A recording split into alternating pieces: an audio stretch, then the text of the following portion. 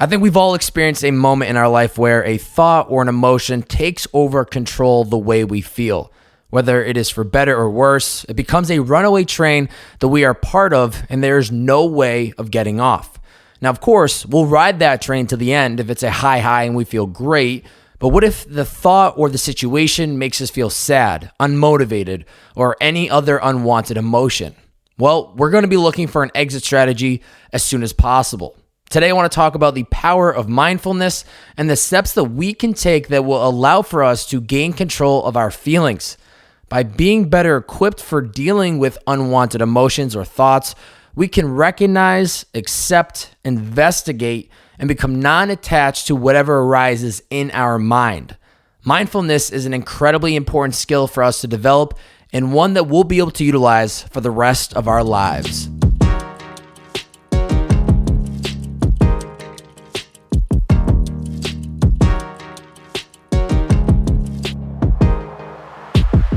Ladies and gentlemen, welcome back to It's the Bearded Man podcast with your favorite, the world's favorite bearded man, Bob Bay. Each week on these solo podcasts, I try to share some insight on topics to help you become the best version of yourself.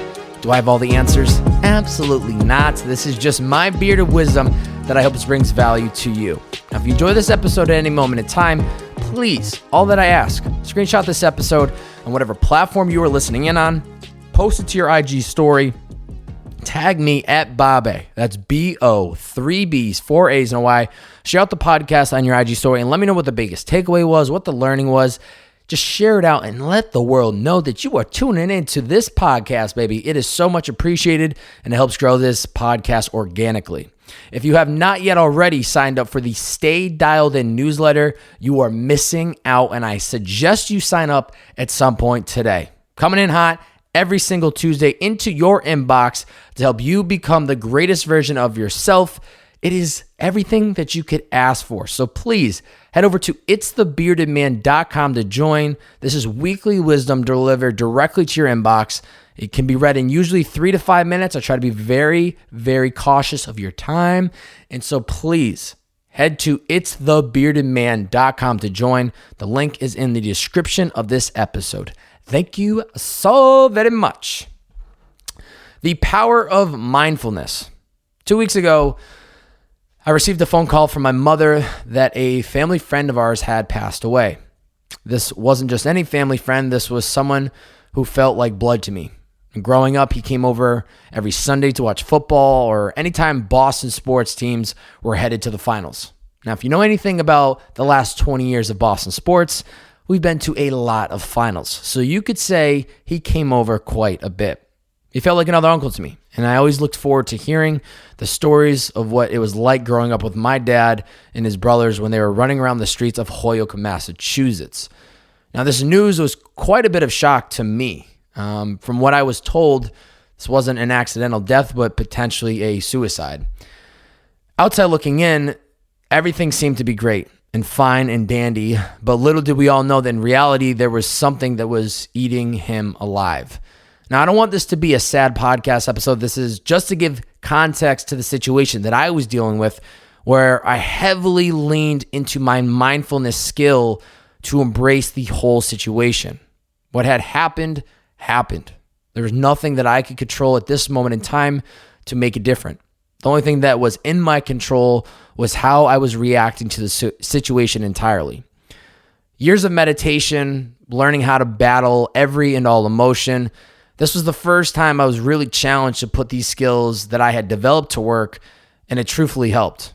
I was able to separate myself from the situation, accept what had happened, investigate how I was feeling, and do my best to become non-attached to the feelings associated with losing a loved one. Essentially, I was able to embrace the emotions and then compartmentalize it and move forward with the day. Even saying this out loud sounds like some assembly line of learning to control my thoughts and emotions. And as weird or as foreign as that may sound, it's the truth. It's not like I hadn't seen this person in 10 years and it didn't faze me. I had just seen this person a month ago when I was back home visiting family. I wasn't trying to run and hide from the emotions that I was feeling either, but rather accept them, lean into them, and keep going. Let's just say this hasn't always been the way that I've operated. Being able to navigate my emotions as if I'm part of SEAL Team 6 is something that has been learned in the last couple of years. As a kid, I was always someone that was extremely emotional. It wasn't something that I could truthfully control. It was just part of me, and I accepted it. When situations happened or thoughts arose in my mind, I attached myself to them like I was a balloon, and I went wherever the wind blew me. I had absolutely no control. I was at the mercy of wherever the balloon took me. Is this ideal? Not at all. A situation most of us can relate to and wish upon nobody else. We are strapped to a roller coaster that is throwing us all over the place with no way to exit the ride. With time, practice, and consistency of becoming an internal investigator of my emotions, I was able to dial in on the root of the problem. Once I understood the root, I was able to better handle the situation and dig myself out of the trench sooner than later. Now, my intent with this podcast episode is to better equip your mind for any situations, thoughts, or emotions that arise in your life. A few weeks ago, I talked about the importance of vulnerability on episode 113, where I discussed the importance of sharing how you're feeling and the mediums that we can utilize to our advantage. This week is focused on becoming the real-time investigator of whatever bubbles up within us so that we can solve the case and continue on with our lives without missing a beat. Now, I got to give credit where credit is due, as this podcast episode is fully inspired by the book Real Happiness by Sharon Salzberg, where she discusses the 4 steps known as RAIN, which we'll get into today, that helps us form a better understanding and relationship with our thoughts and our emotions. I just finished reading the book this morning, and it is beautiful. I highly, highly recommend it. I will have that linked up in the description below. Ultimately, RAIN helps us become a master of our mind. With these steps in our back pocket, we'll be better prepared for whatever hurdles come across our way in the near future. 4 steps to taking control of our mind. Number 1, recognize. This might sound a little silly, but it's really important to first take a second to pause and understand how you are feeling in this moment. Are you sad, excited, nervous, anxious, overwhelmed, joyful, etc.? It's impossible to deal with a thought or emotion if we don't take a second to acknowledge how we're feeling in this moment. Whatever the emotion is, say to yourself, I see you, sadness, or I see you, happiness. Now, for example, this morning when I woke up, I felt lightheaded. My throat was a little congested, and I for sure didn't feel my 100%. I knew going on a run this morning was not going to happen. Not only would I feel absolutely terrible on the run, but there's a chance I may feel even worse when I get back, since my body will have been pushed and exerted of all of its energy. If you know me and you listen to these podcasts, you know how important that morning sweat is to jumpstarting my day. And without it, I feel lost. Now, although it wasn't ideal, I recognized the emotion, which was the first step that I needed to take in order to dig myself out of the rut. I see you, drowsiness. I ain't a fan of you, but I can feel you and I see you. We are all humans and deal with unwanted emotions and thoughts from time to time again. It's not a question of if, it is a question of when. Ladies and gentlemen, this episode is brought to you by the greatest hydration brand in all of the land, Liquid IV. Let's go, baby. Now, if you're a longtime listener of Liquid IV, you know I work for the company, but honestly, I'm going to tell you something, straight facts right here. I live and breathe by this product. I am a big runner. I'm a big fitness junkie. Sometimes on the weekends, I'm making some bad decisions and I wake up and I'm in the trenches and I'm hungover. I work from home a lot. Sometimes I'm traveling. The one thing that is common in all of those situations I just described is I'm drinking Liquid IV. This is an absolute game changer. This podcast is all about reaching our inner potential, and I'm telling you right now, Liquid IV is what you need to help unlock your inner potential. 1 stick of this amazing God-sent product in 16 ounces of water hydrates you faster and more efficiently than water alone. Can you believe that? I mean, literally, it's a game changer, okay? It contains 5 essential vitamins, more vitamin C than an orange, and as much potassium as a banana. It is healthier than sugary sports drinks, no artificial flavors or preservatives, and less sugar than an apple. This is made with clean ingredients, non-GMO, vegan, free of gluten, dairy, and soy. What is it about Liquid IV that makes it so effective? It is cellular transport technology. We like to call it CTT, baby. Well, just CTT. I like the baby at the end. What this is the optimal ratio of glucose, sodium, and potassium that delivers water and nutrients into the bloodstream. It is the perfect balance to help you hydrate more quickly and efficiently than water alone. Okay, I have scheduled water breaks throughout my day to make sure I am getting enough water, and you better believe I am pouring Liquid IV into these water breaks because having enough hydration in my body allows me to have a clear mind. It allows me to work all day long. I don't feel drowsy. I don't feel tired. You need to continuously feed your body water. It's very important, but what better way to do it than to hydrate yourself faster and more efficiently with Liquid IV? Like I said, 1 stick of this amazing product and 16 ounces of water hydrates you faster and more efficiently than water alone. My favorite flavors are tangerine, lemon lime, strawberry. We just came out with yellow cherry. Watermelon is banging. And there's honestly a bunch of other great flavors. I'm just giving you my favorite ones, but you don't have to drink it. Also, what I love about the company is that it is on a mission to change the world, also known as CTW. As of right now, the company donated over 4 million servings to the fighting COVID-19.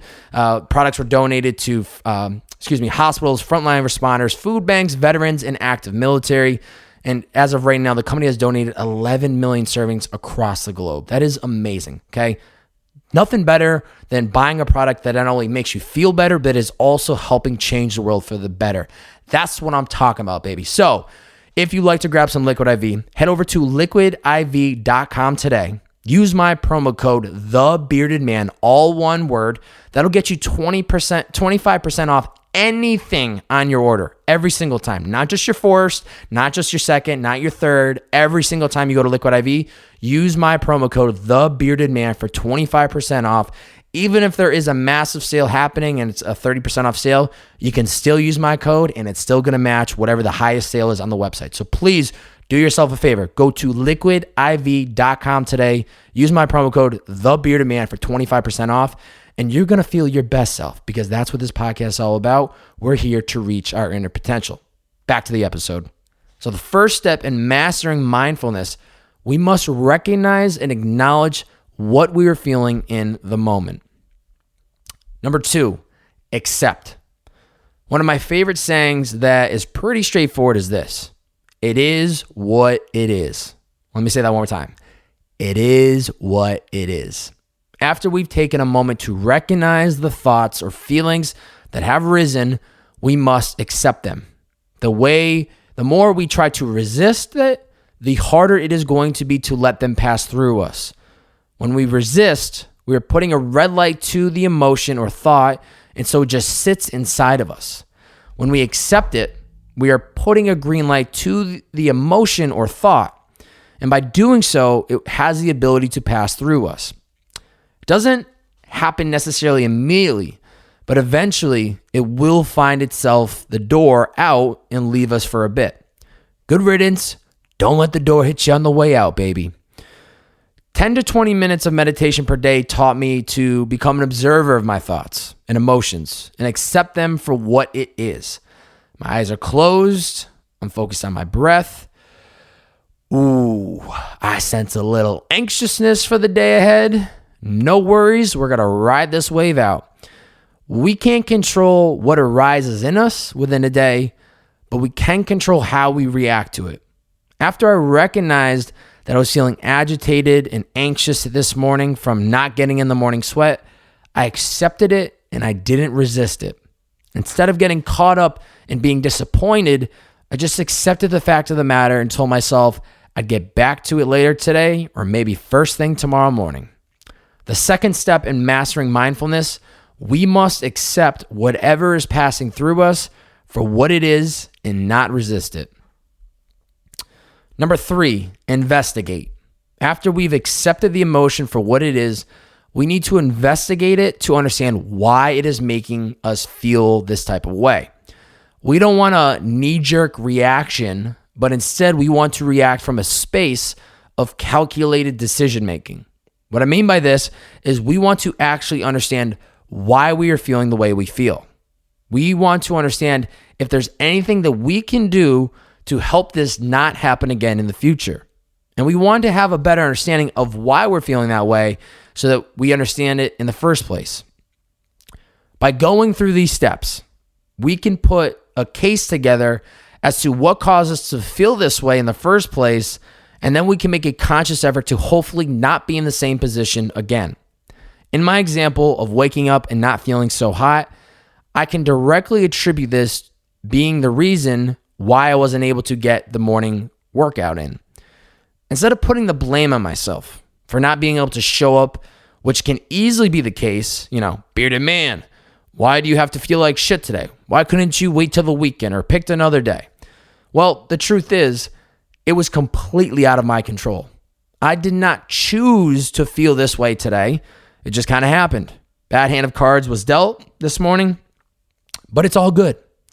With that being said, I can then move forward with the mindset of, this was something that was out of my control. I treat my body with care and I feed it with proper foods and liquids daily, which is in my control. Therefore, I have no reason to beat myself up. See how the perspective of the situation changed after we investigated it?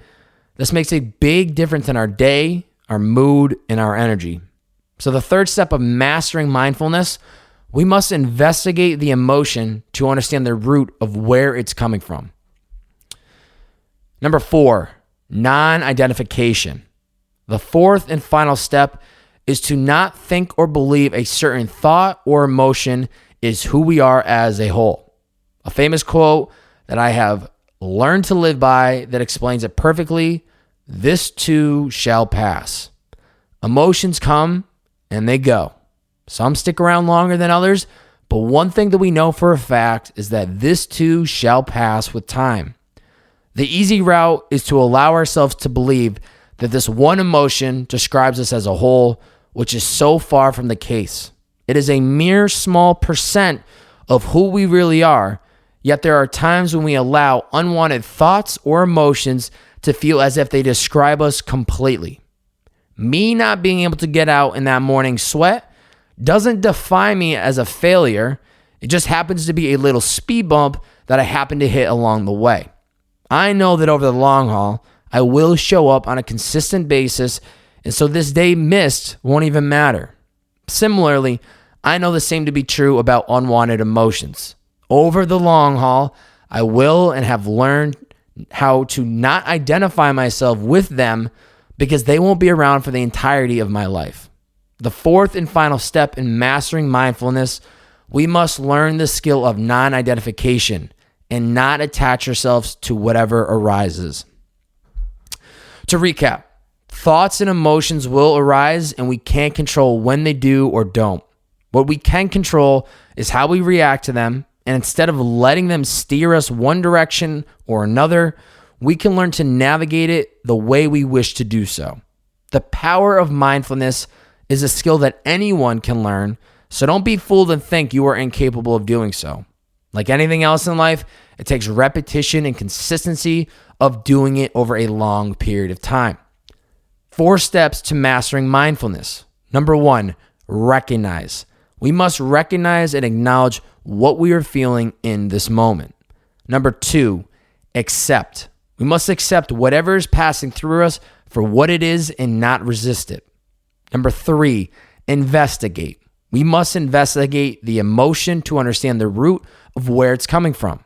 And number 4, non-identification. We must learn the skill of non-identification and not attach ourselves to whatever arises. This too shall pass. Challenge for the listeners. Spend 15 minutes in the next 24 hours to think through a recent situation you had difficulty with a thought or an emotion. Role play each of the 4 steps in your mind. Recognize, accept, investigate, and non-identification. Get good at this process, and then next time an unwanted emotion or thought rises in you, use these same steps to work through whatever you are going through. I guarantee you it will help. Questions from the Stay Dialed In community. Evan Cudworth. Mindfulness in groups. This is a great reminder that you never know someone's true and full story, so never judge a book by its cover. Even if someone is happy and joyful on the outside, they may be shielding how they actually feel on the inside. I'm not saying you need to act as if you are walking on glass every time you're in a group setting and be slow and steady, but I will say just be aware of the emotions people are exerting around you. Take note and observe it. That is for sure one of the greatest skills that I've learned from interviewing people is to watch their body language when they talk. It can show you more than you'd ever imagine. Next question comes in from my man Steve Odell. Discuss things to avoid. What breaks mindfulness, distracts us? Things to avoid. People, social media, TV shows, movies, music, podcasts, or literally anything that does not make you feel good. If after doing X makes you feel sad, scared, frightened, or any unwanted emotion, do not. I repeat, do not do X thing again. What breaks mindfulness is letting our thoughts run on and on and on again. We create this narrative, this story in our head, and before you know it, we've completely lost grip of the present moment. Anytime your mind feels like it's on this runaway train of thoughts and we are completely distracted, take a second to recognize, which is the first step, that our mind is somewhere we don't want it to be. Count your breath to 10 and then start over again until you are back in the present moment. Breathe in, 1. Breathe out, 2. Breathe in, 3. Breathe out, 4. See how you feel. Last question comes in from Rugtamize. How to let go of the thoughts and energy behind them. One of two ways to do so. First is the second step that we discussed today. Accept this thought or emotion that has risen in you, and then let it pass through you. The second suggestion that I have is to, again, do that breathing technique of counting to 10.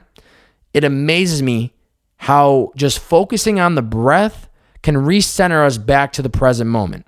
It is truly a game changer. This week's pod review of the week is coming in from my good old friend, Matt Robitaille. Subject of the review, the best. Let's go. My man gave it 5 out of 5 stars. Gotta love it. He said, if you want someone who is going to help unlock your inner potential, Bob Bay is the man for you. This man is the definition of hard work and dedication to achieve any and every dream or goal. That means a lot to me, Matt, and I appreciate you, brother. And thank you for supporting the content, and thank you for taking the time to write the review. I see you out there. I see you busting it, making a splash in the fitness space. So please keep going. And really, that is what it's all about. Helping not only myself as I'm reflecting and learning along the way to reach my inner potential, but to do so for any of you out there that are listening today. So we can do this together. I'm not above you. I'm not below you. I'm right beside you, and I'm walking with you as we all try to reach our inner potential. If you would like to be the pod review of next week, please head to the iTunes podcast app. Go to It's the Bearded Man, scroll down, and leave just a 1-sentence review on what you've enjoyed on this podcast. It really does help a lot, and I greatly appreciate any of you who take the time to do so. If you have not yet already signed up for the Stay Dialed In newsletter, please do so today. 3 to 5 minutes every single Tuesday, coming in hot to your inbox to help you reach your inner potential. Head to itsthebeardedman.com to join today, or you can scroll down to the bottom of the description of this episode, and I have a link right there. Stay Dialed In newsletter is the newsletter to be subscribed to, so I hope you're enjoying it. If you enjoyed this podcast, though, this episode today, if it was valuable to you and I didn't waste your time, which I pray to God I didn't. Screenshot this episode, post it to your IG story, tag me at Babe. That's B-O, 3 B's, 4 A's, and a Y. Share out this podcast on your IG story. Let me know what the biggest takeaway was, what the learning was, and this organic growth of sharing it out there and posting it really does help this show. And I see you, all of you out there that do it on a week-over-week basis. It really means the world to me, so thank you for doing so. We got a lot of stuff happening behind the scenes of the Bearded Man content. We're growing, we're elevating, we're building out a team. We're trying to just take this thing to the next level. And so if any of you have any suggestions, please, please, please do not hesitate to reach out. You can either slide through my DM on Instagram. You can shoot me an email, which is just Bobby at itsthebeardedman.com, and let me know what you're thinking. If you have an idea, you have any feedback, I'm open to all of it. So please do not hesitate to reach out. It is so much appreciated. That is episode 121, Mastering Mindfulness, 4 steps to taking control of our mind. It's the Bearded Man Podcast. See you.